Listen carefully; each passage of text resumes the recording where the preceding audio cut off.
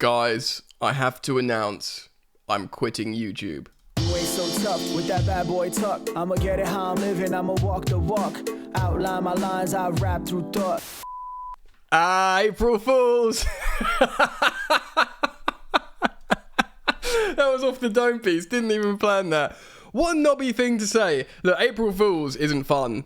Although I did just laugh. Anyway, look, welcome back to Football Therapy. We're into a new month, April. I'm not quitting YouTube, I'm just being silly. I'm going to go stronger and harder and faster than ever. 35 years young, my club, Chelsea Football Club, may be in the trenches, but it's going to rise again like a beautiful phoenix, and we will be there. I will hopefully be there, and hopefully you will be too, right? Ding! Consider joining the family and subscribing, hitting the bell, and liking the video. Yeah, guys, look, you can't see because the camera angle's changed, but it's really miserable in the United Kingdom today. So I just want to sit in my chair at the desk. I was going to film in the office today and do like a heavily edited video, but people like this style as well. I do mix it up. So I'm going to stay here for the moment. I've got my cup of coffee with my wicked Game Boy mug. It's one of those mugs that, like, as the heat goes down, the screen will turn off. Amazing technology we have these days. Yes, so I'm going to reference the article Simon Johnson wrote on The Athletic about Pochettino and his data and our top 4 data, how we're a top 4 team. A little bit anyway. And also I want to talk about a manager that no one's talking about that I think Chelsea should be considering if we do end up getting rid of the gaffer. We may not do, we'll gain insight from this article from The Athletic, or a portion of this article from The Athletic. And then we'll talk about my potential gaffer that no one else is talking about, because heck, and boy howdy, and my giddy aunt, we should be considering all options at the moment. And I will make a case for it, despite me not really watching his team, just from the numbers. Okay? I haven't got that much time to watch every freaking European football match across the globe. Anyway, so thanks for joining me. Let's just dive into this article then. I'll pick up from a little bit from Simon Johnson of The Athletic. Right, so he's referencing, of course, Chelsea's poor result, and just previously Pochettino speaking about how the data indicates we should be a top 4 team, which obviously doesn't make you feel good hearing that at times. Despite that's kind of like a position I was riding all season. I was like, look guys, don't worry about it.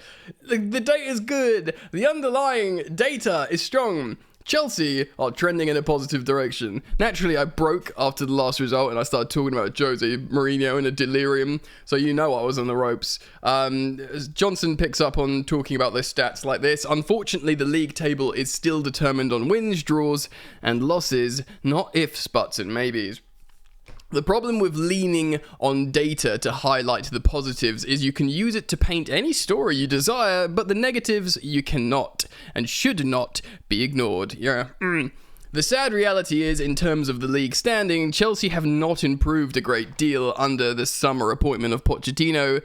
Any talk of performances worthy of Champions League qualification feels rather fanciful. So he's saying, are we worthy of qualifying for the Champions League, because apparently the data says we're better than we are. Just quickly, I know, and this isn't taking into account the injuries, this is taking into account what's happening in the games. There is good stuff that happens in the games. We see it. We see little side heel pass, nutmeg, Mudryk runs, hits, good combinations, playing the ball in the opposition final third. There's just a lot of bad stuff as well. Let's read on. It was on the corresponding weekend a year ago that Todd Boehly and the Clear Lake Consortium decided they'd had enough as far as Potter was concerned. Oh, so we're on the Potter sacking anniversary. After losing 2-0 at home to Aston Villa on April the 1st, Chelsea sat in 11th with 38 points from 28 games. Jesus, we are down, aren't we? They were saddled with a goal difference of -1. The manager hired away from fellow top, of course, we got him from Brighton, basically. And he made just shy of 7 months. Wow, what a tenure from their man. It was worth, let me just quickly turn the lighting up a little bit. I do feel a little bit sweaty here, so probably not the sexiest I've looked, but we move. It's worth remembering Potter did not even take so Potter didn't get a pre-season. a luxury that has been afforded to Mauricio Pochettino. He was handed the post as Thomas Tuchel's replacement in early September. He oversaw only 22 of those 28 Premier League matches. It's much harder to introduce your style of play to the squad after the season is underway, especially given the schedule. Yeah, look, Potter was dealt, like, pour one out for Graham Potter, because his time at Chelsea was mental. He didn't get the preseason. He had the 40 players in the squad, which is completely untenable. Players getting dressed in the changing rooms. Your Aubameyangs, your Ziyech's and other players that just didn't want to be there, were hanging around. They weren't being played or weren't being registered for certain competitions. And you drew Man City away in the first round of both cups. Like, it was a rough ride for Potter. I'm not saying he was the guy and we let the guy get away, but it was rough, man, for that guy. Yeah, of course. And of course, he had Champions League. And Pochettino, what Simon Johnson here is writing, that Pochettino, he had a pre-season. He's had time with the players. It's a smaller squad. It's not mental. And he's not had European football to deal with. So this isn't, by no means, guys, is this a Pochettino hit piece. He may still come through this. You know how I stand on all this stuff. I've been tried to be pretty measured and stoic about it all, but we got to look at the facts, man. There was hope Pochettino would spark much better results, especially with the benefit of a summer to work with the squad and, of course, no European football. So how much better off have we been at this point? And that is 2 points. Not good. 2 points better off this season after all these benefits. Their goal difference is marginally healthier, a +2. That is marginally though. At least it is at least positive. But we are 11th again. 11th again. It's hardly been a dramatic transformation. Admittedly, Chelsea have been involved in far more entertaining games. This is something that I've seen recently under Pochettino than we have under Graham Potter. The draw against Liverpool, the opening game of the season, probably should have won. The draw against Arsenal 2-2, definitely should have won. That was individual errors at 2-0 that let Arsenal back in. And of course, the 2 games against Man City, 4-4, 1-1, both impressive in their own right against the treble winners. I know they're not quite as good as last season, but for us, I think we're the only team not to be defeated by Man City this season. I don't know if that's correct, possibly. Spring to mind, the Burnley fixture was the latest thrilling offering, with both the teams contributing to a combined 51 shots. Yeah, 51 shots. Chelsea in 19th place Burnley. Chelsea at home. Burnley 10 men without a manager on the touchline. And of course they got 18 of those shots, which is far too many. Far too many. But we've spoken about that to death. Of course, the majority of the supporters in the stadium would have found the end-to-end nature of the contest good viewing, given the hosts were 10 men from the 40th minute.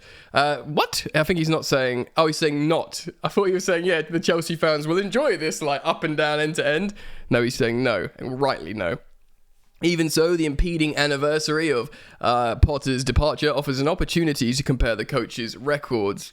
Alright, so there's a graphic here. Potter versus Pochettino. Potter's played 28. Pochettino's played 5 more. Pochettino's 28. Potter's 5 less at 22. 6. That's 6 less, Yannick. Wow, Graham Potter only won 11 games. Sorry, I'm getting absolutely so confused here for some reason. Alright, Graham Potter played 22, won 7, drawn 7, lost 8. Win percentage 31%.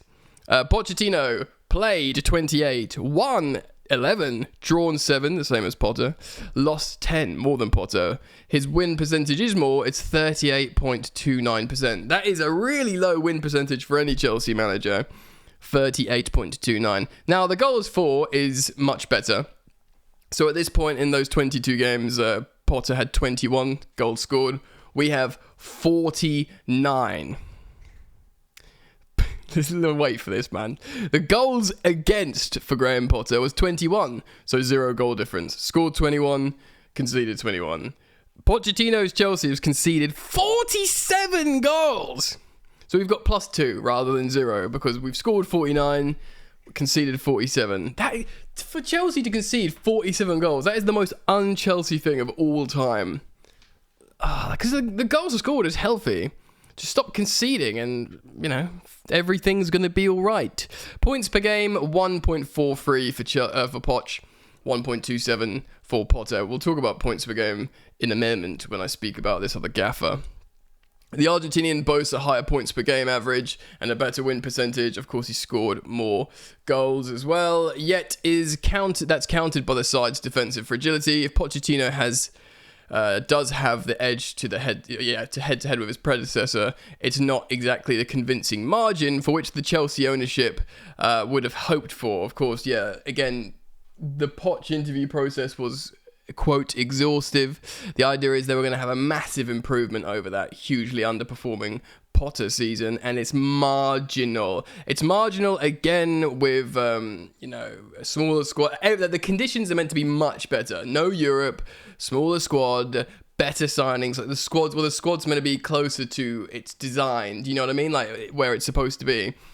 So for it to only be marginal. And again, I think there is a certain narrative of the Tottenham manager, so the Chelsea fans aren't in love. Like, if it was Lampard or if it was Lampard's first run, there'd be a little bit more leniency, I think. Maybe, I don't know. Let's look at some more stats here. Even so, all their respective results, another indication of how much Chelsea have advanced under Pochettino. Okay, so no, it's the full scale of things. Look. This goes on, it speaks about relying on Cole Palmer as well. Pochettino himself has come out and says, look, we're sort of just doing pass to Cole Palmer and inshallah at the moment. Do you know what I mean? And for the gaffer to say that, it's painful. All right, so that's some of the article from The Athletic. Do go check it out. It basically highlights we are better than last season, score way more goals, concede way more goals. The win percentage is a bit better. The points per game is a bit better, but it's still really underwhelming when maybe unfairly outside of Chelsea there was a huge expectation on this season because of the acquisition of Pochettino, a highly rated coach, because of the acquisition of the Premier League record signing in Moises Caicedo. A bunch of players, do you know what I mean? And Nkunku was arriving. Hey, you remember Nkunku? That guy's an elite goal-scoring European footballer. So he came as well, obviously got injured. Again, we're not going to do the mitigating circumstances rap because I'm bored of it. But look, this will be evaluated in the summer, okay? We're in April, they're not going to sack him. It's literally pointless. Even if we get battered by Man City and relentlessly lose, we're not going to get relegated. We got 40 points. There's literally no reason for sacking him. There's probably clauses in his contract about sacking him mid-season. From what I understand, there's meant to be an evaluation process in the summer anyway. I wonder if in the contract they can say, look, if you're bad by the end, in the summer when we do your evaluation, we can sack you and not give you that much money compensation. That is purely speculative on my part, but I wonder if that's true. I kind of feel like that could be true, something like that. So yes, obviously we're linked to other. I think Amarin's probably not right for Chelsea. He's being linked with Liverpool. I don't really want De Zerbi. I know we just love going to Brighton. It would be such a meme if we got De Zerbi. Many of you Chelsea fans are excited by him, fine. Other managers we've been linked with as well, of course. But not one that I've seen us linked with. And a manager that I've heard being spoken about by James Horncastle a lot is Thiago Motta. And I know what you're thinking. If you're like me, you're thinking, what? The guy that's been playing for PSG not very long ago. Yeah, that guy. It's 2018 he was playing for PSG. Now, he is currently managing Bologna. He managed the PSG under 19s. He went on to manage Genoa in 2019, Spezia 2021. Of course, we loaned Ampadu to them. And in 2022, beginning of last season, he was appointed Bologna manager. Now, actually, his contract is up this summer expected, so maybe he'd be a free manager to acquire. Now, he's not the sexiest name in the world, but if you look at how he's doing with Bologna, they are currently 4th in Serie A. They are 6 points clear of 5th, which is Roma, even though 5th looks like 5th will get Champions League for Italian clubs this season. So he's actually Bologna. So he's 7 points clear in terms of Champions League qualification.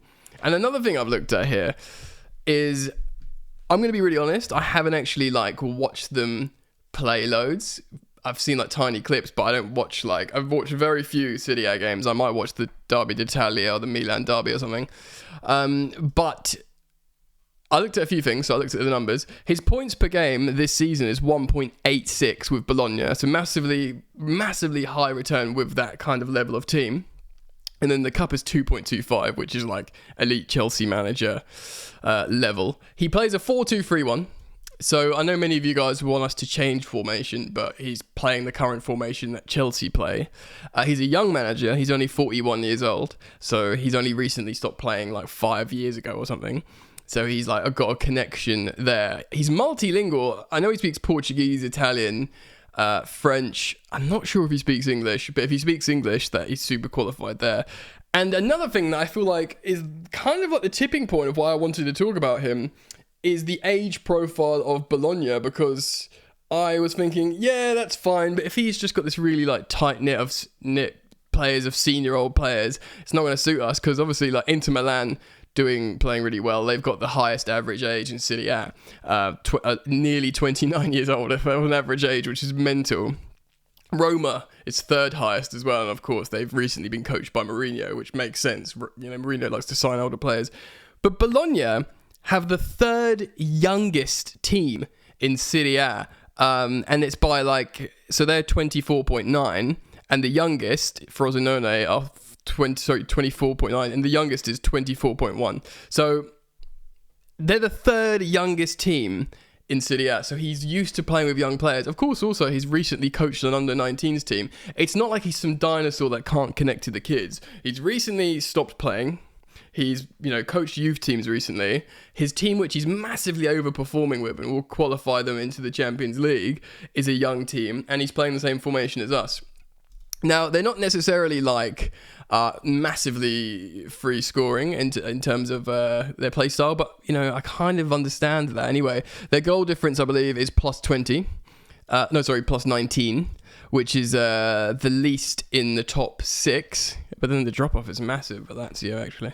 But it's still positive, 19. They score, let me just quickly see. I'll just Google City table. I just want to quickly see how many goals they've scored this season. So Bologna, goals for 44 goals, and the goals against 25. So that's why it's a plus 19. Yeah, really, really impressive in form. And the last game they won. Who did they beat? Okay, yeah, so they're on a big winning streak, actually. Oh, they lost 1-0 to Inter. But yeah, they're on a massive winning streak. They beat Lazio 2-1 away. Like, Sassuolo, they drew with Milan away at the San Siro. This is an impressive feat. And I wanted to talk about it because James Horncastle was like, this is like one of the next great managers. Yeah, so why not?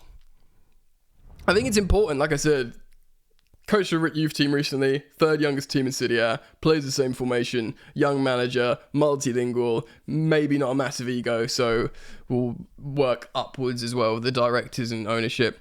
Possibly. If you've watched Bologna this season, let me know what you think. Comment down below. I'll be very interested to learn what you think if you've got more insight than I, which is very, very plausible. Thank you for joining me today, and I hope to see you back here very soon on Football Therapy. Peace.